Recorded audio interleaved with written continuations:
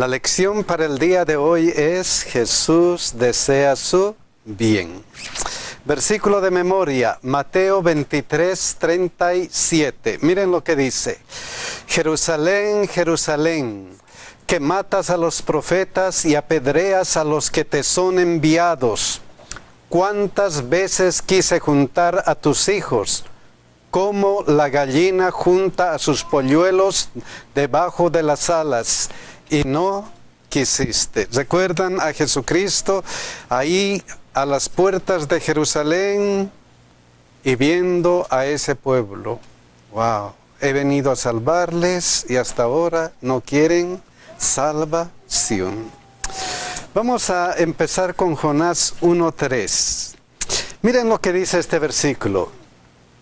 Y Jonás se levantó para huir de la presencia de Jehová a Tarsis, y descendió a Jope y halló una nave que partía para Tarsis, y pagando su pasaje entró en ella para irse con ellos a Tarsis, lejos de la presencia de Jehová. ¡Qué pena!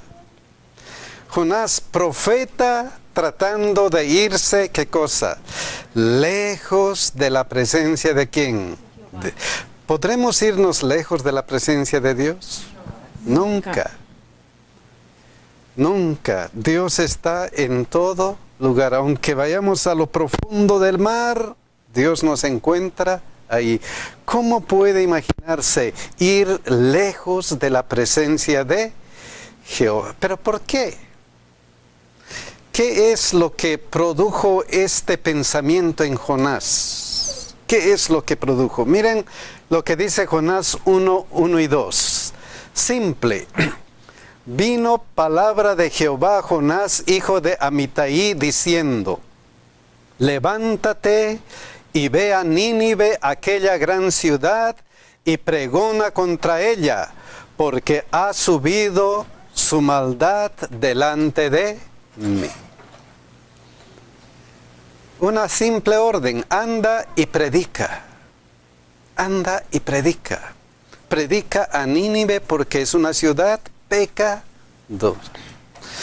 ¿Y por qué no quería ir Jonás? Habían dos cosas. Una, que él sabía que la gente de Nínive era tan mala que pues posiblemente no merecían ni el perdón, ¿verdad? Ni nada. Otra, porque él era egoísta. Él conocía que Dios es un Dios de amor, es un Dios que está lleno de amor y de misericordia, y sabía que podía perdonar a ese pueblo que estaba allí. Y entonces lo que había predicado, ¿verdad? Pues no sé, pienso yo que era eso, su yo, de que iba a predicar y después Dios iba a arrepentir para perdonar a una gente tan malvada y tan así del pueblo de Nínive. A ver, ¿qué dice la Biblia? ¿Cuál fue el problema de él? Jonás 4:2, miren lo que dice. Y oró a Jehová y dijo: ahora, oh Jehová, ¿no es esto lo que yo decía estando aún en mi tierra? Por eso me apresuré a huir a Tarsis. ¿Por qué? Porque sabía yo que tú eres Dios clemente y piadoso, tardo en enojarte y de grande misericordia, y que te arrepientes del mal. ¿Qué es lo que sabía Jonás? ¿Por qué él no quería ir? ¿Por qué él quería huir de la presencia de Jehová? Él sabía de la misericordia de Dios. Él sabía que cuando una persona dice: Señor, aquí estoy, se acabó sus problemas. Se acabó sus problemas del pecado. No importa cuánto habrían llegado. No importa si su maldad había subido delante de Dios. No importa dónde. Cuando una persona escucha el mensaje y le dice: Dios, aquí estoy, se acabó. Y esa es la grandeza de Dios. Y Jonás sabía esa por experiencia. Entonces, lo importante de aquí es que Dios siempre quiere salvar al ser humano. Siempre quiere. Siempre quiere. Ahora, esta diferencia, esta actitud de Jonás, si nosotros contrastamos con la actitud de Jesús. cuando está en Jerusalén, y miren lo que dice. Y cuando llegó cerca de la ciudad, al verla lloró sobre ella. Jesús, al ver la ciudad, lloró sobre ella diciendo: oh, si también tú conocieses a lo menos en este día lo que es para tu paz, mas ahora está encubierto en tus ojos. ¿Qué diferencia entre Jesús y Jonás? ¿Cuál es la diferencia? La diferencia es que Jesús buscaba el bien de la gente y eso es lo que Jonás no estaba viendo. Jesús se preocupaba por lo que iba a pasarle a la gente, a diferencia de que Jonás no lo hacía. Wow. Porque Él quiere salvar. Él es grande, piadoso, Dios clemente, tardo en enojarse y de gran misericordia. Está listo para salvar. Y ese es el mensaje que Él supuestamente debía dar. Pero si digo y no se cumple, ¿qué va a pasar? ¡Wow! El egoísmo, todo eso. Mientras Jesucristo, ahí está mi pueblo. No importa. Me he de sacrificar por mi pueblo. He llorado, he hecho todo lo posible, pero ahí está. El mismo fin. Van a ser destruidos. Pero el mensaje es dado. Entonces debemos desear la salvación de todas las personas. Debemos desear la salvación de todas las personas. Ahora la pregunta es, ¿qué esperan las personas de nosotros? ¿Qué esperan? Miren lo que dice este versículo. Jonás 1:6, de acuerdo a este versículo, ¿qué esperan las personas de nosotros? Que clamemos a Dios, dice. Y es interesante, miren lo que dice. Y el patrón de la nave se le acercó y le dijo: ¿qué tienes, dormilón? ¿Qué esperas? ¿Por qué estar durmiendo? Si sabes lo que tienes que hacer, si sabes qué es lo mejor para las personas, si sabes que Dios desea la salvación de la gente, ¿qué esperas? ¿Por qué estás durmiendo? Y miren lo que dice: levántate y clama a tu Dios. Miren qué esperan las personas de nosotros. Clama a tu Dios. Clama. ¿Y por qué? ¿Por qué clama a tu Dios? Quizá Él tendrá compasión de nosotros y no pereceremos. Imagínense. En mis comienzos de adventista yo fui colportor. Y recuerdo que en la primera reunión dijeron, nos repartieron en áreas, ¿no? Y yo le dije, yo quiero ir al área cerca de mi casa. ¿Y por dónde vives? Vivía en Houston. Yo vivo por la Canal. No, hermano, ahí no se meta, ahí nadie le va a comprar. Entonces, ¿cuál era el punto? Porque el punto de que yo entré a ser colportor era de llevar el evangelio a las personas más. Era un joven de 17 años, ¿no? Pero me decepcionó esa parte del director, que no vaya ahí, hermano, porque ahí no se vende. Entonces, y esa es la parte que Jesús quiere que vayamos como Él. Entró, rompió la barrera, ir con el publicano, el cobrador de impuestos, comer con leprosos. Eso es lo que nosotros tenemos que hacer. Fue lo que estudiamos la semana pasada. Involucrarnos con la comunidad que está desechada, que no está esperando nada, y de repente llegamos nosotros a tocar la puerta. Porque nosotros somos la única fuente que les puede mostrar a Jesús, que es el Salvador. Somos lo único. Y ellos necesitan eso. Por eso quizá Él tendrá compasión de nosotros y no pereceremos. Miren lo que dice Lucas 6:35. ¿Por qué esto? Quizá Él tendrá, tal vez Él va a tener compasión de nosotros. ¿Por qué? Porque Él es benigno para con los ingratos y los malos. Imaginémonos. A pesar que somos de esa calidad, ¿Qué hace Dios? Él es benigno. A pesar que nuestros amigos, nuestros vecinos no están con Dios, Él es benigno con ellos. Y por eso dice, quizá Él tendrá compasión de nosotros y no pereceremos. Levántense y clamen a su Dios por ellos, por los que necesitan salvación, porque debemos desear la salvación de la gente. Debemos desear la salvación de la gente. Ahora, si leemos detenidamente Lucas 6:35, Mateo 5:44, miren lo que dice. Pero yo os digo, amad a vuestros enemigos, bendecid a los que os maldicen, haced bien a los que os aborrecen y orad por los que os ultrajan y os persiguen. Lucas 6:27 y 28.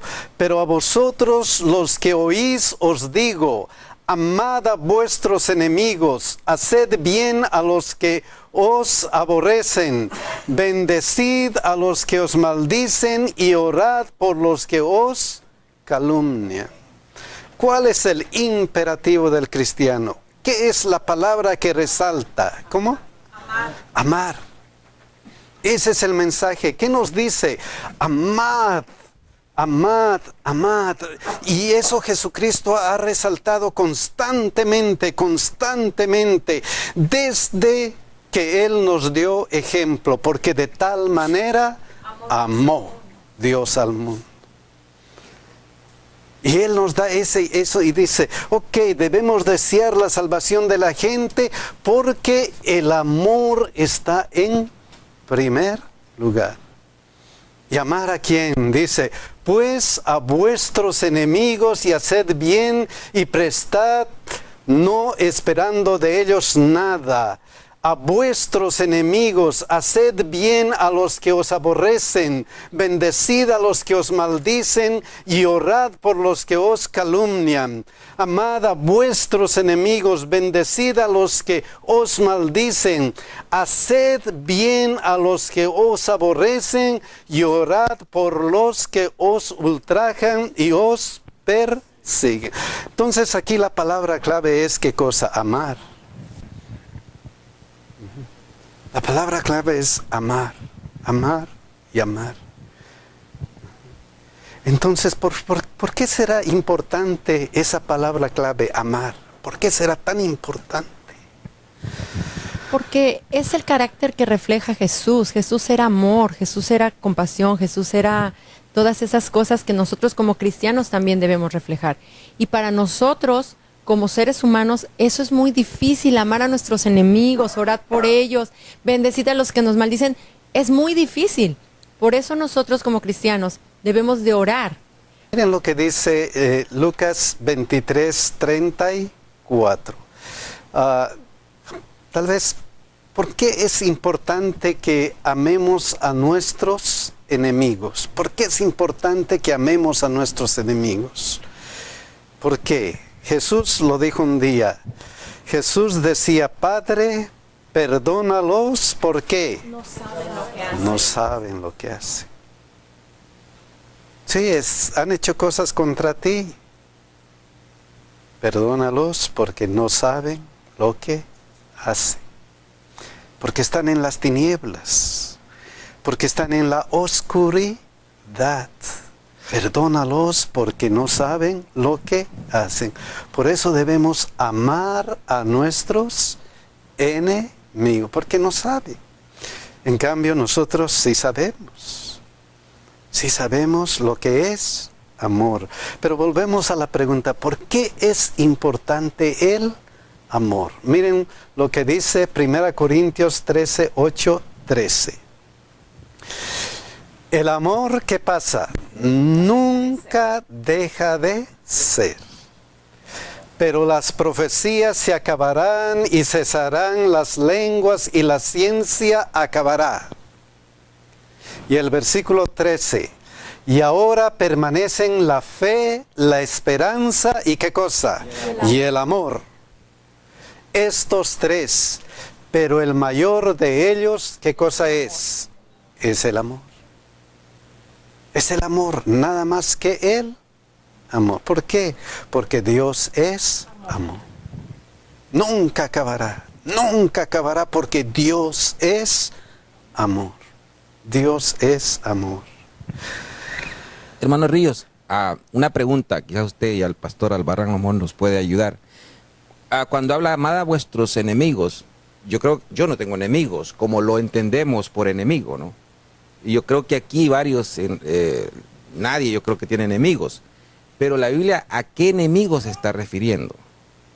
Hermano Ríos, la pregunta del hermano es interesante. ¿Qué acerca? Ok, todos podemos decir no tenemos enemigos, pero ¿qué acerca si verdaderamente tenemos enemigos? Aquellas personas que nos ofenden, alguien no nos ha ofendido alguna vez. ¿Qué acerca de las personas más cercanas de nosotros? Puede ser nuestro esposo, puede ser nuestra propia esposa, y en el momento que uno de los miembros de la familia se vuelve antagonista, se convierte por la generalidad de la palabra en un enemigo. ¿Cómo yo me siento? ¿Cómo se siente mi esposa cuando yo le digo algo a ella que realmente hiere sus sentimientos? Y eventualmente ella lleva esa herida por años, aunque yo ya me olvidé de ello. ¿Cómo es el comportamiento de ella? ¿Cómo es mi comportamiento mío? Cuando ella más bien me dice a mí cosas que hieren mi corazón, hieren mis sentimientos, y por ese antagonismo se convierte, o sea, en la expresión general de la palabra, en la definición o en el concepto general de la palabra, un enemigo es todo aquel que se opone a usted. Ajá. No necesariamente a un enemigo que ocasiona una guerra o que ocasiona una circunstancia trascendental, pero a cualquier persona que sencillamente ofende su reputación. Por ejemplo, es un enemigo. ¿Qué debemos hacer con esas personas? Creo que el ejemplo de Jesús es el mejor ejemplo que uno puede percibir, ¿no? En medio de su dolor, los animales que él había creado sabían lo que estaba pasando. Los seres inanimados de la naturaleza sabían que algo extraordinario estaba pasando. La criatura más inteligente que Dios había creado no sabía lo que estaba haciendo. Es increíble eso. Yo creo que hay mucho significado de cómo nosotros debemos proceder con la gente que verdaderamente se vuelve antagonista con nosotros, ¿no? Qué interesante. Y bajo ese concepto, miren lo que todavía dice 1 Corintios 13, 4 al 7. Miren, el amor es sufrido, es benigno. El amor no tiene envidia. El amor no es jactancioso, no se envanece, no hace nada indebido, no busca lo suyo, no se irrita, no guarda rencor, no se goza de la injusticia, mas se goza de la verdad. Todo lo sufre, todo lo cree, todo lo espera, todo lo soporta. Ese es el amor. Una mirada extraña, el amor lo soporta. Un mal comentario, el amor lo soporta. Una cosa que nos hagan con saña, el amor lo soporta.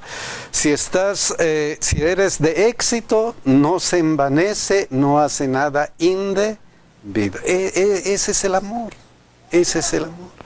Y eso es lo que Dios quiere que nosotros mostremos a las personas, pero a veces como cristianos nos sucede esto. 1 Corintios 13, 1 y 2. Si yo hablase lenguas humanas y angélicas y no tengo amor, vengo a ser como ¿qué? Como metal que resuena o símbolo que retiene. Si hago algunas cosas buenas sin amor, ¿qué pasa? Wow, no sirve para nada. Y si tuviese profecía y entendiese todos los misterios y toda ciencia, y si tuviese toda la fe de tal manera que trasladase los montes, y no tengo amor, ¿qué pasa? Nada soy. Y todavía 1 Corintios 13, 3. Y si repartiese todos mis bienes para dar de comer a los pobres, y si entregase mi cuerpo para ser quemado, y no tengo amor, ¿qué pasa? De nada me sirve. Entonces vemos aquí la importancia del amor. Amor. Podemos ver aquí a María y aquí a Marta. ¿Se acuerdan de esa historia de Jesús? María a los pies de Jesús y Marta haciendo todo y viniendo y quejándose a Jesús. Jesús, por favor, ¿qué cosa? Dile a María que me ayude. Y Jesús, ¿qué le dice? Afanada estás en muchas cosas, pero María ha escogido ¿qué cosa? Lo mejor. Podemos ver esto en esa historia. Porque ¿qué es lo importante? Amor, amor, amor.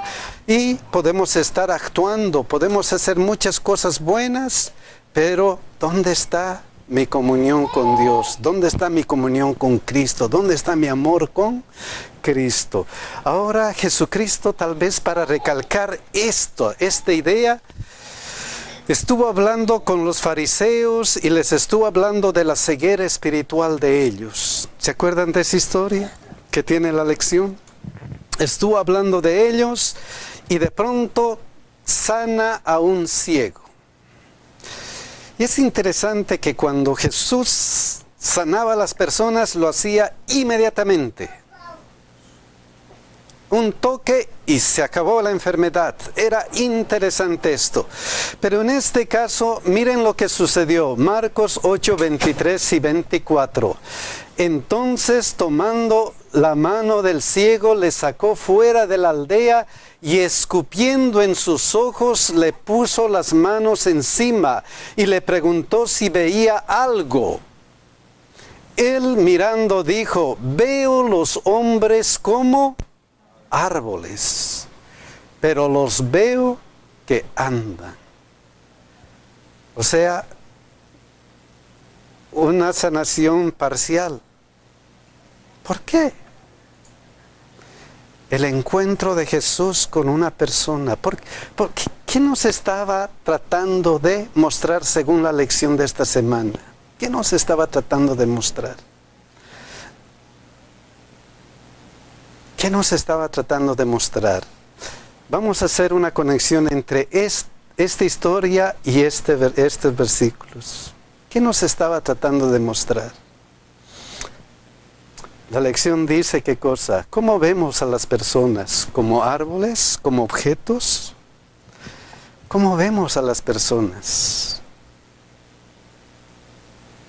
¿Como árboles? ¿Cómo vemos a las personas? ¿Cómo es nuestra relación con Dios cuando Él nos encuentra? ¿Cómo es nuestra relación? ¿Realmente queremos el bien de ellos o estamos solamente como que haciendo las cosas sin amor? Haciendo las cosas sin amor. Y miren lo que dice, si esto ocurre, si esta conexión ocurre, veo los hombres como árboles, sin sentimientos, sin amor. Si yo hablase lenguas humanas y angélicas y no tengo amor, vengo a ser como metal que resuena o símbolo que retiñe. Miren lo que sucede en Romanos 2:24. ¿Qué sucede con esa clase de actitud? Porque como está escrito, el nombre de Dios, ¿qué cosa? Es blasfemado entre los gentiles. ¿Por qué? Por causa de vosotros. No estás completamente sano. No estás completamente libre de tu problema. No estás completamente libre. Tienes problema todavía. Tienes todavía algo que te falta. Y por ese algo que te falta, puede la causa de Dios sufrir. Puede la causa de Dios sufrir. Tal vez estamos pasando la etapa de Marta. Por los afanes que llevamos sobre la vida. Nos sucede entonces, en lugar de ver a los hermanos con aquella necesidad y aquel amor que todos necesitamos, los vemos quizás como dice, como árboles que caminan. Tal vez así andamos nosotros también como árboles que caminan, que caminamos. por el afán de la vida. Caemos en el trayecto ese de el corre y jala para donde quiera. Ajá. Y nos olvidamos de lo verdadero que deberíamos nunca olvidar. Pero aquí hay un encuentro con Cristo. Aquí hay un encuentro con nuestro Dios. Pero ese encuentro todavía no ha sanado nuestras heridas. Pero ¿qué sucede cuando Cristo sana nuestras heridas completamente? Luego le puso otra vez las manos sobre los ojos y le hizo que mirase y fue restablecido y vio de lejos y cómo, y claramente a todos. Vio de lejos y vio claramente a todos. Y si nosotros hacemos una conexión entre esto y esto que es amor, imagínense hasta dónde podemos llegar. Hasta dónde podemos llegar en la vida cristiana. Ahora está completamente sano. El encuentro de Jesús ha hecho que éste se sane completamente. Y ahora puede estar como esto. El amor es sufrido, el amor es benigno, el amor no tiene envidia, el amor no es jactancioso, no se envanece, no hace nada indebido, no busca lo suyo, no se irrita, no guarda el rencor, no se goza de la injusticia, mas se goza de la verdad. Todo lo sufre, todo lo cree, todo lo espera, todo lo soporta. Ahora ve claramente cuál es la realidad de la vida cristiana. Ahora puede ver claramente. Y si nos entregamos a Jesucristo, si le pedimos esta clase de amor, ¿cómo nos ven a nosotros? Miren cómo nos ven. 3 Juan 1:3. ¿Qué dice? Pues mucho me regocijé cuando vinieron los hermanos y dieron testimonio de ¿qué? De tu verdad, de cómo andas en la verdad. Imagínense, ¿qué diferencia? ¿Cómo andas en la verdad? Y esta diferencia, el nombre de Dios es blasfemado entre los gentiles por causa de ¿quién? ¿Qué diferencia? ¿Qué es lo que hace la diferencia? ¿Estamos entregados completamente a Jesús? ¿O todavía nos falta? ¿O todavía nos falta un poquito? ¿O todavía estoy con una mano en Jesús y con otra mano en la tierra? ¿Cómo estoy?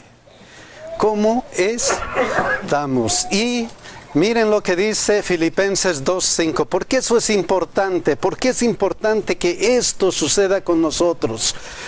Haya pues en vosotros este sentir que hubo también en Cristo Jesús. Debemos reflejar como cristianos ese sentir. Y miren lo que dice Filipenses 2 y 3. Nada hagáis por contienda o por vanagloria. Haya en vosotros el mismo sentir de Jesucristo. No lo hagan por contienda ni por vanagloria. Antes bien, con humildad, estimando cada uno a los demás como superiores a él mismo, no mirando cada uno por lo suyo propio, sino cada cual también por de los otros. Haya el mismo sentir de ¿quién? De Jesucristo. Mis hermanos, debemos desear la salvación de la gente. Debemos amar a pesar de lo que suceda. ¿A pesar de qué? ¿Por qué? Porque el amor nunca deja de ser. Haya pues en nosotros, mis queridos hermanos, el mismo sentir que hubo en ¿quién? En Cristo. Que Dios nos bendiga y que Dios nos ayude a reflejar este sentir todos los días de nuestra vida. Que Dios nos cuide.